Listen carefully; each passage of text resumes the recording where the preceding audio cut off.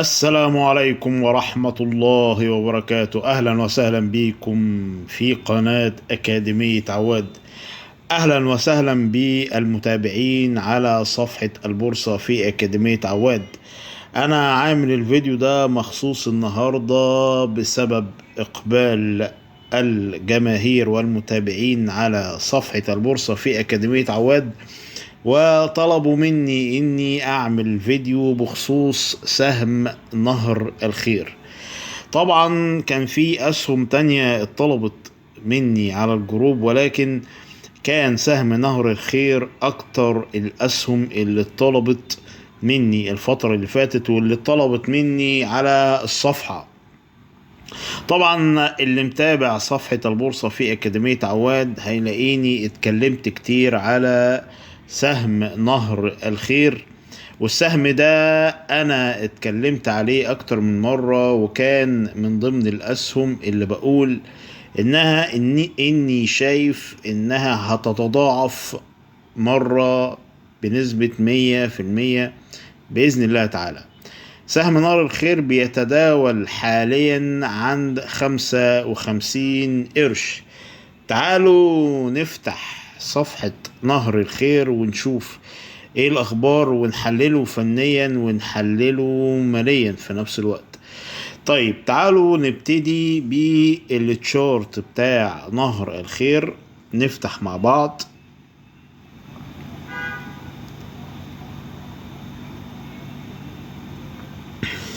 نكتب السهم، طبعا الكود بتاعه KRDI، ندخل عليه.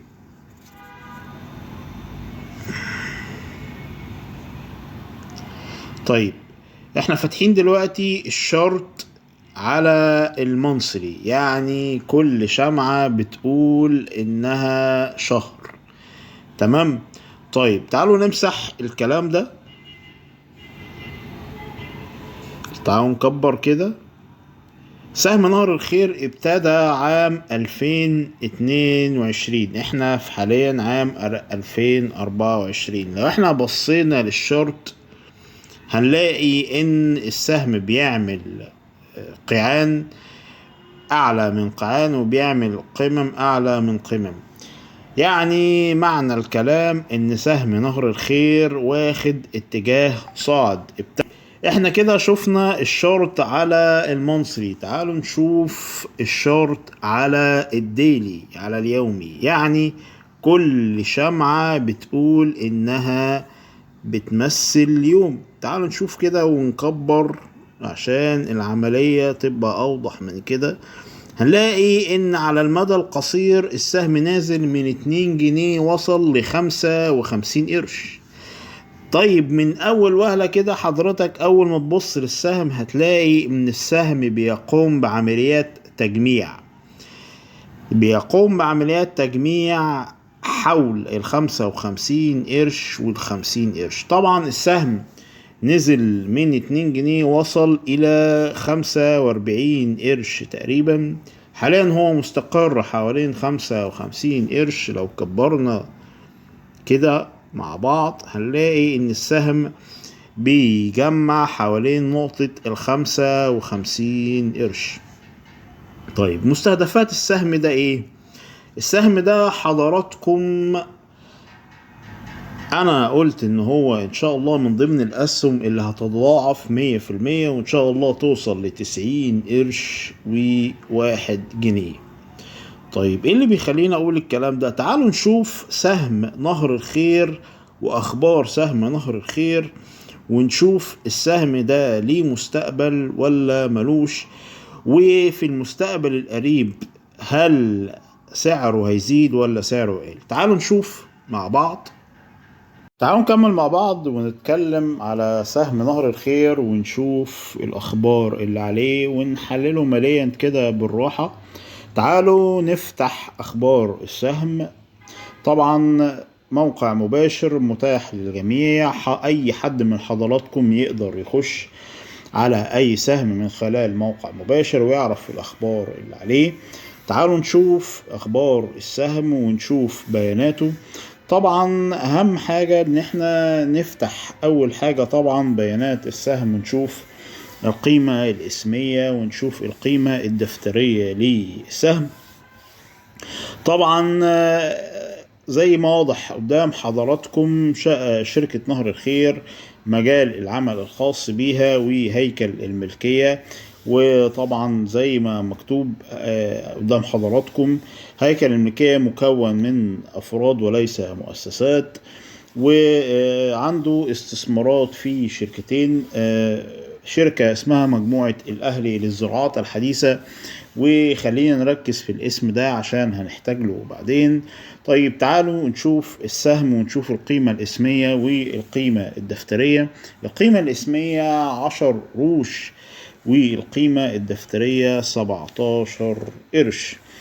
طيب خلينا نفتكر القيمة الدفترية 17 قرش، وخلينا هنرجع لها كمان شوية. تعال نشوف بقى أخبار السهم.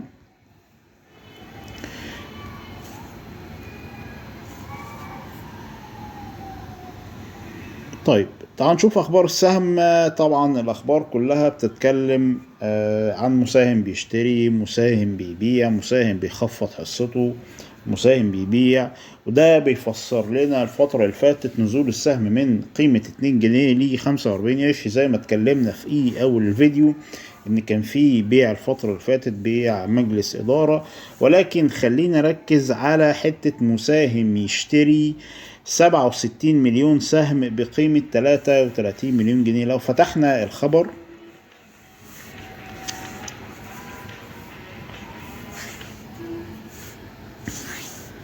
هنلاقي هنا حضراتكم ان مساهم اسمه امجد بسطة خليل عبد الملاك زود حصة من 14% الى 18%، اشترى 67 مليون سهم بقيمة 33 مليون جنيه بمتوسط سعر 49 قرش. طبعا السعر ده مهم جدا جدا جدا. لو احنا بصينا هنلاقي ان السهم بيتداول عند 55 قرش حاليا، وسعر 50 قرش او 49 قرش متوسط سعر شراء مساهم رئيسي قريب من سعر السوق. ده مهم جدا جدا ويطمنا ان احنا ممكن نحدد صفقات دخول حاليا بهذا السعر، لانه سعر بالنسبة لسعر مساهم رئيسي سعر جيد جدا. تعالوا نرجع للأخبار.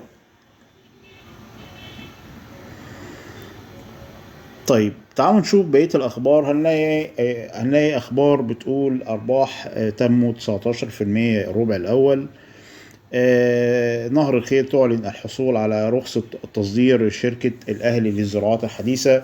طبعا أنا ركزت مع حضراتكم في شركة الأهلي للزراعات الحديثة، وقلت إنها هنجيب ذكرها بعدين.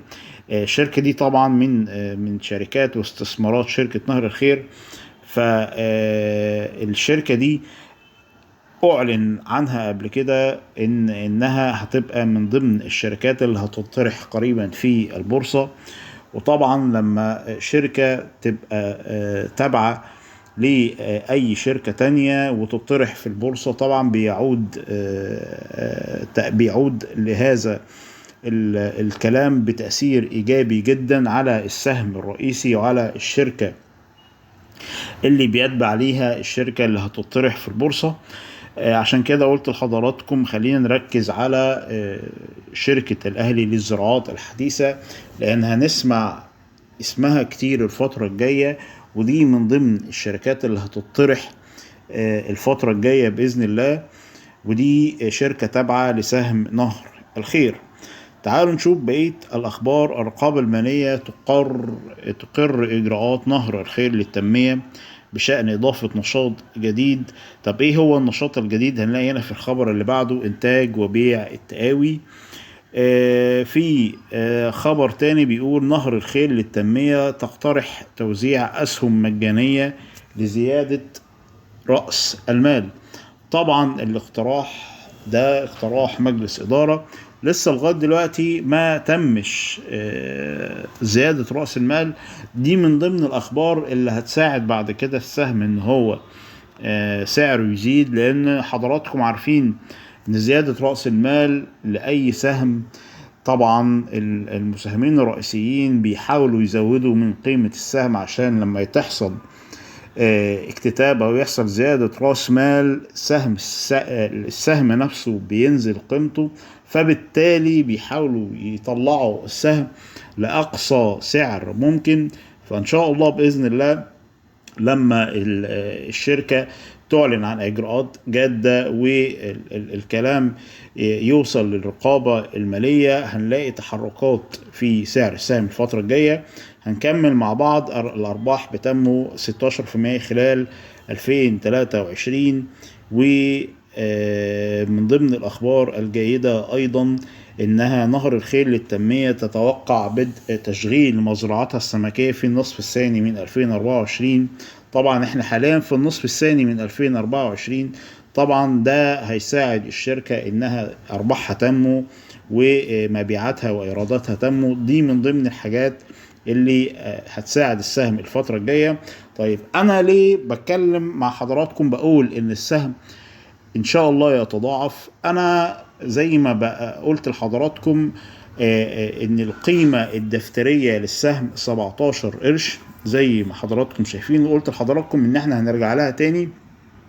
لو احنا شفنا هنلاقي إن القيمة الدفترية 17 قرش والسهم بيتداول عند 55 قرش، يعني مضاعف القيمة الدفترية تقريبا 3 أو 2 مرة تقريبا. مضاعف ضعيف جدا وقليل جدا بالنسبة لسهم وبالنسبة لشركة تعتبر شركة ناشئة وشركة مش كبيرة. طبعا الشركات الناشئة والشركات اللي مش كبيرة قوي مضاعف القيمة الدفترية بيبقى عالي، فبالتالي انا شايف ان القيمة الدفترية او مضاعف القيمة الدفترية لسهم زي سهم نهر الخير ما يقلش عن 5 أضعاف أو 6 أضعاف. وبالتالي شايف إن السهم هيوصل ل90 قرش وجنيه قريب بإذن الله إن شاء الله. ولو لاحظنا هنشوف إن السهم قيمته 55 قرش، ولما يتضاعف ويبقى مضاعف القيمة الدفترية بتاعه 5 مرات أو 6 مرات هنلاقي إن السهم يوصل ل90 قرش وجنيه الفترة الجاية إن شاء الله. أتمنى الفيديو ده يكون عجب حضراتكم، وأتمنى الاشتراك في قناة أكاديمية عواد، وأتمنى الانضمام إلى جروب البورصة في أكاديمية عواد ومتابعة الجروب. بنزل عليه أسهم وبنزل عليه بعض التوصيات وبنزل عليه بعض التحليلات. أتمنى أنكم تكونوا من متابعين هذه الصفحة، وأتمنى الاشتراك في قناة أكاديمية عواد ولايك وكومنتات. وشكرا جدا لحضراتكم، وتابعونا في فيديو قريب في فيديو تاني. شكرا لحضراتكم جدا.